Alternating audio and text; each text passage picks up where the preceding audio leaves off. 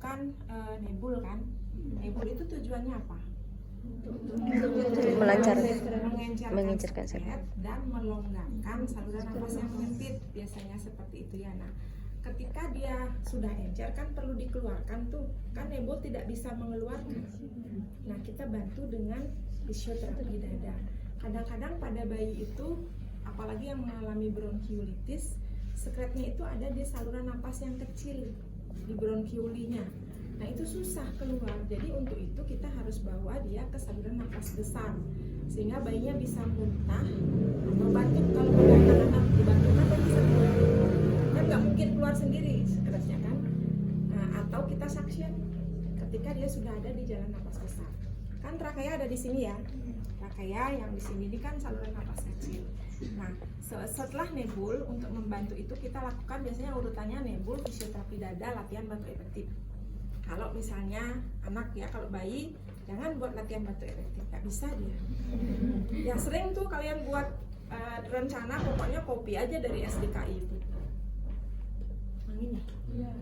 Copy dari situ, nggak lihat usia pasiennya, bayi kok latih bantu efektif, nyanyi aja terus begitu, padahal nggak sesuai gitu. Itu bisa kita modifikasi kok, bisa kita hilangkan kalau itu tidak memungkinkan untuk dilaksanakan gitu ya. Nah, setelah nebul kita auskultasi dulu. Di bagian mana sekretnya banyak? Misalnya kita auskultasi, sekretnya banyak ada di sini. Trakea itu kan di bawah sini ya. Jadi kita harus tinggikan ini karena kita harus memikirkan gaya gravitasi. Ya. Jadi ketika kita dengarkan sekretnya di sini, biar dia mau ke sini, kita harus miringkan bayinya ke sini. Baru kita lakukan clapping, vibrasi di daerah itu. Clapping itu yang begini. Jangan begini tangannya, sakit pasiennya ya. Jadi begini, vibrasi itu kita getarkan, tuntun dia, tok. Jadi misalnya di sini ya, boleh pakaiin bantal di sini biar nggak capek. Kita getarkan, biar dia ada di trachea, sehingga mudah nanti dibantukan atau dimuntahkan. Nah, bagaimana kalau dia ada di bawah? Kan paru-paru bawah mungkin ya bisa terjadi. Gimana caranya? Kasih bantal di bawahnya atau apa namanya, sesuatu yang mengganjal. Jadi dia akan seperti ini posisinya. Kita clapping daerah sini sehingga dia akan ke sini.